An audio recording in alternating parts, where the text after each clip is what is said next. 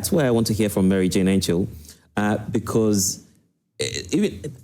many of us have not even heard about the National Adaptation Plan, talk less of knowing about the details and what is entailed. So how do we tell the story a bit further? Great.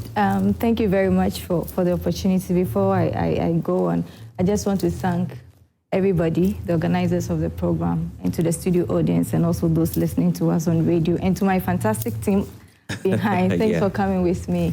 Yeah, so I think the issue of climate change, of course, like everybody is saying, it's not a one-man business.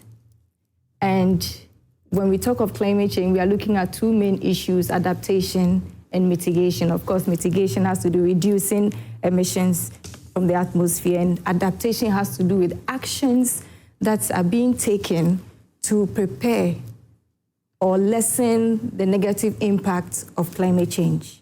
Okay, and we can also take advantage of the positive opportunities that come along with it.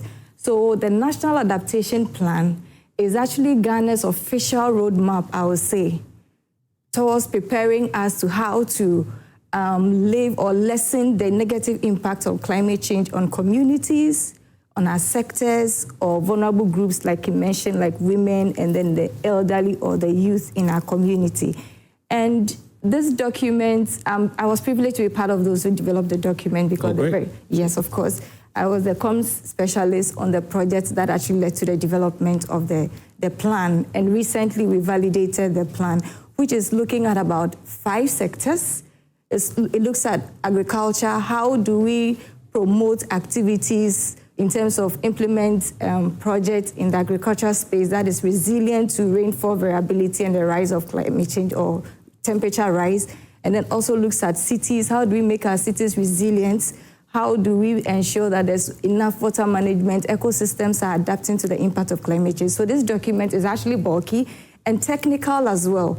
And so getting it implemented because that everybody is on board. And how do we do that? That's how storytelling comes to bear, or public awareness becomes an issue, a tool that is very important to getting this information across. So one very key thing that I think we can do as part of storytelling is to humanize the NAP process or the plan. And how do we do that? Telling the real stories of how farmers are adapting to it, how farmers are using or adapting to or promoting drought resilient crops and farming, how women are moving or adapting to clean cook stoves, okay, meaning that they are reducing their reliance on charcoal.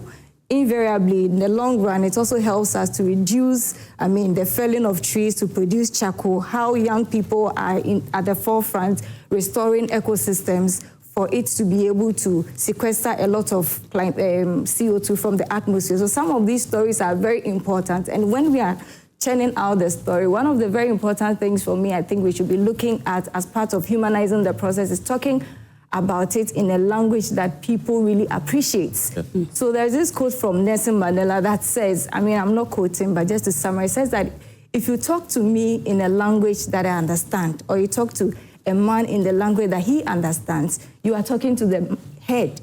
But if you speak in the mother tongue of that person, you are actually speaking to the heart.